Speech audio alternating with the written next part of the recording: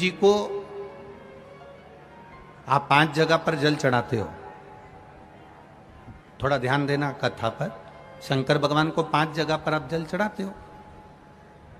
मान लो अगर कोई विषम परिस्थिति है और आपको लग रहा है कि मेरा यह काम बाबा को कर देना चाहिए, ना जाने क्यों अटक रहा है, मेरे भोलेनाथ जी को मेरा ये काम कर देना चाहिए, ना जाने क्यों अटक रहा है, तो जो जो जगह पर आप जल समर्पित करते हो, जिस जिस जगह पर आप जल समर्पित करते हो, जैसे गणेश जी की जगह पर जल समर्पित करते हो, सबको मालूम है ना, स्थान तो सबको मालूम है ना गणेश जी का। जैसे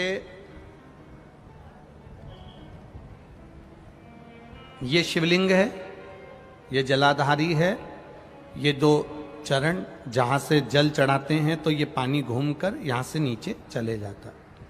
अब जरा समझिएगा, आप जब शंकर जी के मंदिर, आपको लगे कि हमारा ये कार्य हो जाना चाहिए, ये कार्य हो क्यों नहीं रहा, आखिर में इतने दिन से लगी हूं, ये काम क्यों नहीं हो रहा, सबके काम हो रहे, मेरा क्यों नहीं हो रहा, तो विश्वास रखकर 5 सोमवार, 6 सोमवार, 7 सोमवार इसको कर कर देखिएगा। गणेश जी का स्थान जहां से पानी बहता है उसके सीधे हाथ पर, वहां पर एक बेलपत्र समर्पित कर कर थोड़ा सा जल वहां समर्पित करिए। षडानंद कार्तिकेय का स्थान, एक बेलपत्र समर्पित कर कर थोड़ा सा जल वहां समर्पित करिए। अशोक सुंदरी का स्थान, थोड़ा सा जल समर्पित करने से पहले एक बेलपत्र, फिर जल। 3 स्थान। चौथा, मां पार्वती जी का हस्त कमल, एक बेलपत्र समर्पित कर कर जल चारों तरफ चढ़ाने के बाद में 5वां, शिवलिंग के ऊपर बेलपत्र समर्पित कर कर पूर्ण जल शंकर को समर्पित कर देना। ये 5 स्थान का चढ़ा हुआ जल आपके जो काम अटक रहे हैं, जो कार्य में आपको तकलीफ आ रही है, आप बाबा को बस एक बेलपत्र और एक लोटे जल में से 5 स्थान पर जल समर्पित करने पर आप तुरंत 2 महीना भी नहीं लगेगा, मेरा विश्वास कहता है 15 या 20 दिन में बाबा उसको स्वीकार करेंगे। 15 से 20 दिन। पहला जल कहां चढ़ाना है, जम के बोलो जरा, गणेश जी वाला स्थान। दूसरा, कार्तिकेय वाला स्थान। अब इसको समझ लेना आप अच्छे से, हम ये नहीं कह रहे हैं कि तुम गणेश जी की मूर्ति पे चढ़ाओ, हमने ये नहीं बोला। हमने ये भी नहीं बोला कि कार्तिकेय जी की मूर्ति पे जल चढ़ाओ, हमने ये भी नहीं बोला कि माता पार्वती जी की मूर्ति पे जल चढ़ाओ। आप तो जो शिवलिंग रखा हुआ है और जो जलाधारी गोल है उस पे जो शिवलिंग रखा है, जहां से पानी बह रहा है, उसके राइट हैंड में गणेश, लेफ्ट हैंड में कार्तिकेय, बीच में अशोक सुंदरी, पार्वती जी का स्थान, हस्तकमल और ये शिवलिंग। आपको गणेश जी के ऊपर जाकर जल नहीं चढ़ाना, आपको कार्तिकेय के ऊपर जाकर जल नहीं चढ़ाना, आपको देवी जी के ऊपर जल नहीं चढ़ाना, आपको तो केवल शिवलिंग की जलाधारी पर और शिवलिंग पर जल चढ़ा। पहला स्थान, बोलते जाओ जम के, केवल जल नहीं, बेलपत्र फिर जल। दूसरा, कार्तिकेय। तीसरा, अशोक सुंदरी। चौथा, अब पार्वती जी को जो तुम जल चढ़ाओगी और बेलपत्र चढ़ाओगी, उसमें तुम्हारा स्मरण होना चाहिए, तुम कहां बैठी हो जल चढ़ाने के लिए, तुम्हारा ध्यान कहां है, कहां बैठकर शंकर जी को जल चढ़ाना चाहिए। आपको पहले भी कथा में कहा, जहां से जलाधारी का पानी बह रहा है, इसके ठीक विपरीत जगह में आप यहां बैठ जाओ। उत्तर दिशा में पानी जाता है तो आप दक्षिण दिशा में बैठकर उत्तर की ओर मुख कर कर बाबा के, मां पार्वती जी के हस्त कमल पर बेलपत्र रखोगी, जल चढ़ाओगी और वहीं से बाबा को तुरंत आनंद के साथ में बेलपत्र चढ़ाकर जल चढ़ाओगी।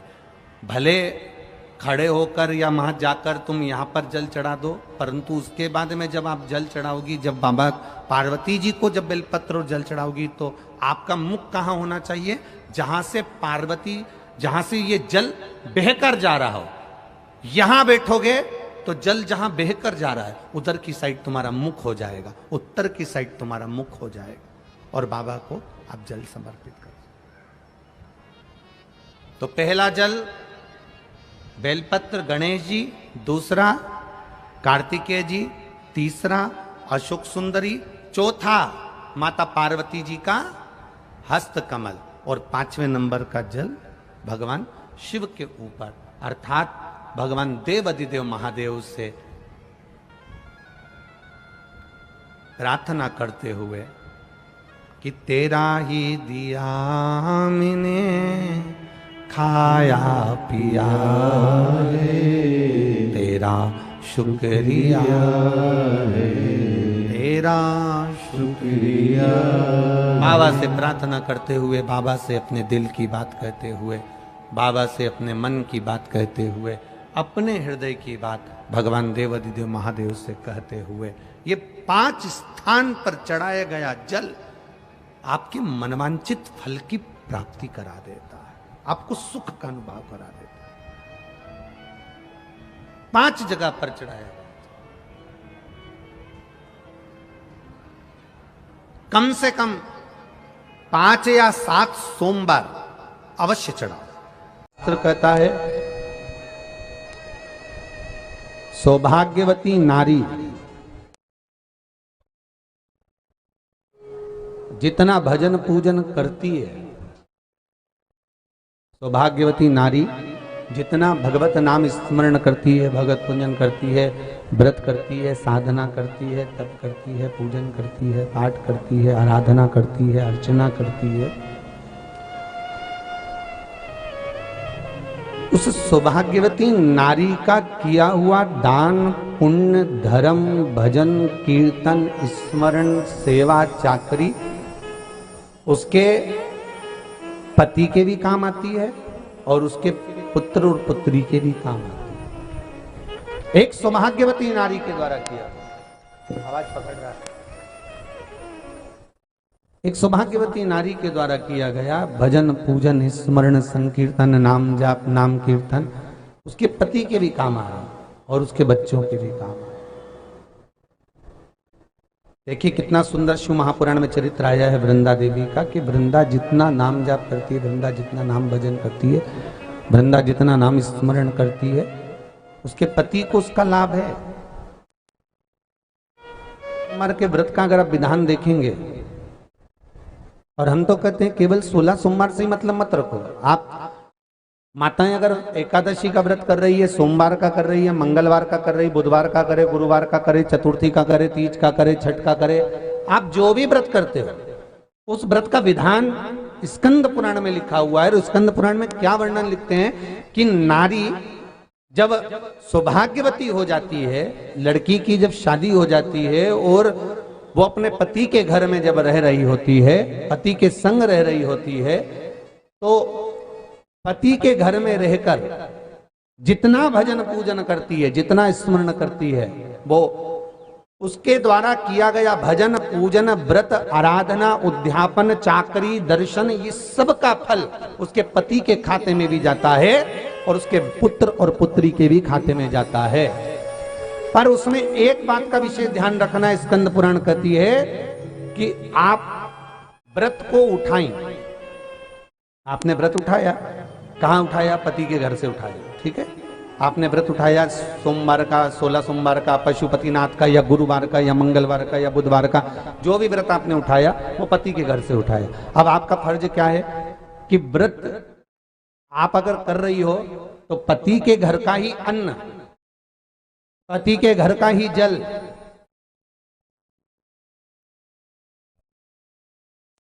पति के घर का ही सुख आनंद महाराज हमको प्राप्त हो।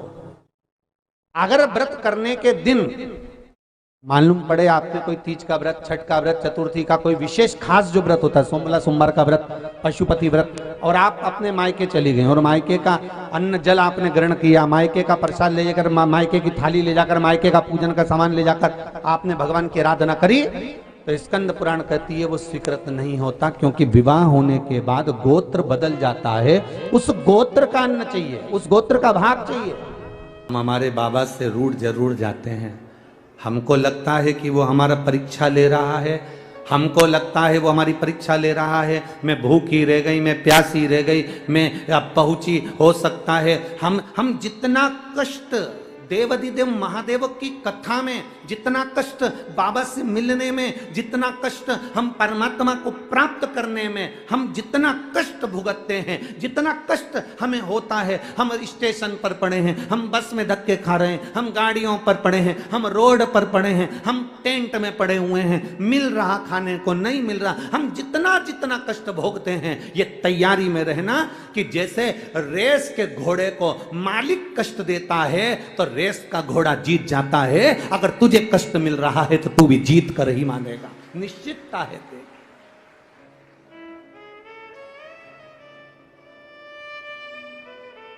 अगर मिल गया थोड़ा कष्ट, मिल गया थोड़ा कष्ट, अगर मिल भी रहा है तो ये अनुभव करें कि कुछ ना कुछ अच्छा करने वाला है। दुनिया के लोग रंग बदलते हैं, दुनिया के लोग रंग बदलते हैं, और मेरा कुबेरेश्वर महादेव वक्त बदलता है, साधारण नहीं है शिव। लोग रंग बदलते हैं, मेरा वैद्यनाथ, मेरा महाकाल राजा, मेरा विश्वनाथ, मेरा कुबेरेश्वर बाबा, कुबेर भंडारी कब वक्त बदल दे इसका कोई भरोसा नहीं, इसका कोई भरोसा। शंभु शरणे मांगू घड़ी रे घड़ी, दुख काटो दया करी ने दर्शन। ये शिव तत्व की प्राप्ति अपने भीतर करिए। हमें कष्ट से डरना नहीं, हमें कष्ट से लड़ना है। मरना किसी चीज का हल नहीं है। कोई ने अपशब्द कह दिया, आपने सोचा मेरी जिंदगी बेकार हो गई, मैं मर जाऊं तो अच्छा। कर्जा हो गया, तुमने सोचा मेरा जीवन बेकार हो गया, मर जाऊं तो अच्छा। फसल अच्छी नहीं आई, कर्जा बढ़ गया, मैं मर जाऊं तो अच्छा। तक कष्ट आया तो तुमने मरने का विचार करा, मरने का प्लान करा। कष्ट आए, तकलीफ आए, दुख आए, कुछ कष्ट जीवन में आए, मरने का प्लान मत करना, शिव नाम जपने का प्लान करना, तो वो नैया पार कर सकता है। शंकर को जपिए, शंकर को भजिए। तुम राम नाम, कृष्ण नाम, शिव नाम जो तुम जप सकते हो, जो तुम्हारे भीतर उमंग उत्पन्न करा कर दे, जो तुम्हारे भीतर से निकलता रहे। आप में कई माताएं ऐसी बैठी हुई हैं, आप में कई लोग ऐसे बैठे हुए हैं जो सुबह से उठते हैं तो मुंह पर श्री शिवाय नमस्तुभ्यम आ जाता है। काम करते करते उसके मुख से निकलता रहता है श्री शिवाय नमस्तुभ्यम, श्री शिवाय नमस्तुभ्यम। मंदिर जा रही है, श्री शिवाय नमस्तुभ्यम। कहीं काम कर रही है, श्री शिवाय नमस्तु। कई लोग आप में ऐसे बैठे हुए हैं जिनके मुख पर गुणगान चलता रहता है। सुबह उठे तो गुणगान, रात को सोए तो गुणगान। उसके भीतर कथा के प्रति इतना रुझान हो गया कि शंकर का नाम उसके मुख से निकलता रहता है। ओम नमः शिवाय, नमः शिवाय, राम नाम, कृष्ण नाम, शिव नाम उसके भीतर अपने आप घट की जिह्वा से निकलता रहता है। उसको वो नहीं चाहती कि मेरे मुंह से नाम निकले, तो भी वो नाम अपने आप निकल रहा है। मतलब शंकर भगवान उसको याद करना प्रारंभ कर दिए, इसलिए अपने आप श्री शिवाय नमस्तुभ्यम मुख से निकलना प्रारंभ हो गया। शिव याद कर रहे हैं उसको, भगवान देवाधिदेव महादेव याद कर रहे हैं उसको, इसलिए शिव नाम मुख से निकल रहा।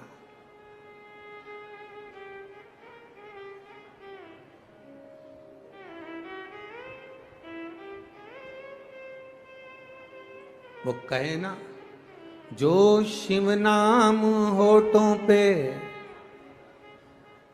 अरे चढ़ गया रे, तो समझो ये जीवन सवर गया रे, तो समझो ये जीवन सवर गया रे।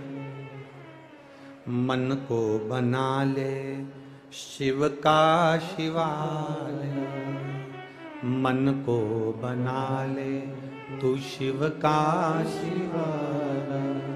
संग में चलेगा तेरे वो डमरू वाला, संग में चलेगा तेरे वो डमरू वाला।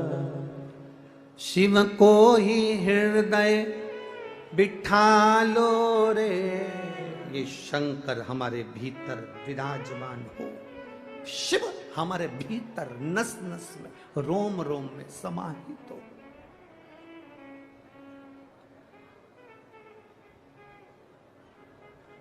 और जब शिव रूपी रतन हमारे भीतर आ जाएगा, जब हमारे भीतर शिव रूपी रतन आ गया, जब हमारे भीतर राम रूपी रतन आ गया, जब हमारे भीतर कृष्ण रूपी रतन आ गया, जब हमारे भीतर भगवत भजन रूपी रतन आ गया, तो समझ लें कि अपने जीवन की सार्थकता निश्चित है।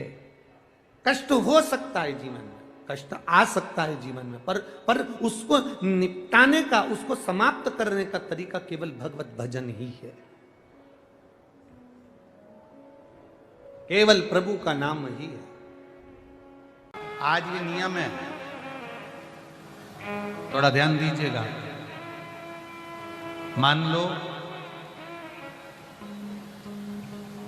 मेरे बेटा बेटी कहीं अप्लाई कर रहे हैं नौकरी के लिए या अन्य चीज के लिए, तो वो अगर बेलपत्री के मध्य पत्ती और ये दो पत्ती है, इस पत्ती के बीच की जो जगह होती है, वहां यदि पीला चंदन और एक चावल का दाना लेकर हरीश्वर महादेव का नाम लेकर शंकर के शिवलिंग पर प्रदोष के दिन अगर चढ़ा देते हैं, तो वो बेटा बेटी जिस एग्जाम को दे रहा होता है अच्छी मेहनत के साथ, लगन के साथ, तो निश्चित है वो उसमें सफलता पाता जरूर है।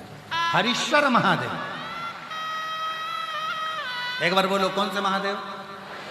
हरीश्वर महादेव, जिसका स्वयं पार्थिव शिवलिंग भगवान शंकर भगवान के शिवलिंग का स्मरण, भगवान शंकर के शिवलिंग का निर्माण स्वयं भगवान विष्णु कर, भगवान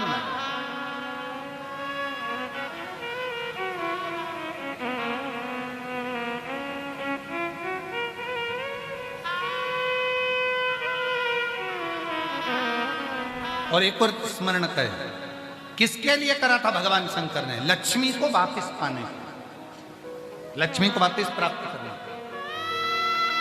लक्ष्मी जी को पाने के। तो मेरा निवेदन है प्रयागवासियों से और जितने शिव भक्त कथा को श्रवण कर रहे हैं उनसे, कभी अगर आपको ऐसा लगता है कि हमारे बहुत दुख का समय चल रहा है और बहुत दिक्कत आ रही है, बहुत कष्ट की जिंदगी जी रहे हैं, तो मेरा निवेदन है 5 बेलपत्र समझेंगे। ये शिवलिंग जलाधारी और यहाँ जल बहने का स्थान, 5 बेलपत्र 5 स्थान।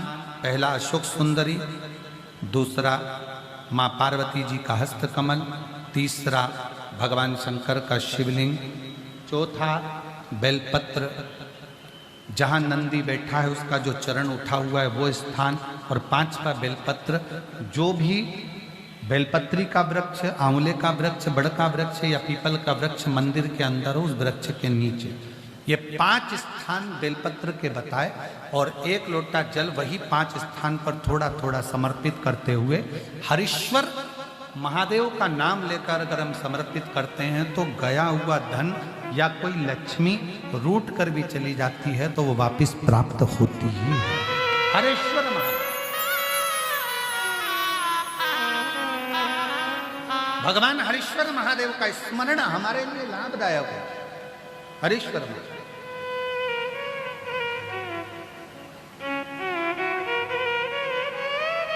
और कभी कभी भूल से भी हम तो कई बार आप लोगों से, आप लोग जब श्री शिवाय नमस्तुभ्यं हम अपन लोग बोलते हैं तो कितनी बार बोलते हैं? 5 बार उसका स्मरण करते ही करते। आप कभी भूलवश भी, मान लो अगर आपको ऐसा लग रहा है कि कहीं तकलीफें चल रही हैं, तो आप श्री शिवाय नमस्तुभ्यं जपें, आप पंचाक्षर मंत्र जपें, नमः शिवाय, आप षडाक्षर मंत्र जपें, ओम नमः शिवाय, आप महामृत्युंजय मंत्र जपें, मना नहीं, राम नाम, कृष्ण नाम, शिव नाम, कुछ भी लो। पर आपको ऐसा लग रहा है कि मैं बहुत उलझनों में फंसी पड़ी हूं, बहुत तकलीफ में, तो हरीश्वर महादेव का स्मरण कर सकते हैं। 2 क्षण करो।